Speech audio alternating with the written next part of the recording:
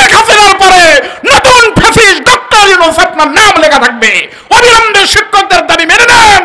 মনে রাখবেন, শিক্ষকদের জন্য জাতি এত কিছু করতেছে, সবাই শিক্ষকদের ছাত্র। শিক্ষকের গর্দন নেবেন না, ধ্বংস হয়ে যাবেন। জোরে বলেন কথা ঠিক না ঠিক? যেই পুলিশ শিক্ষকের গায়ে লাঠির বাড়ি দেয়, এই পুলিশগুলো বিগত সরকারের সময় নিয়োগপ্রাপ্ত পুলিশ। ও পুলিশ, তোমায় কাকে বাড়ি দাও?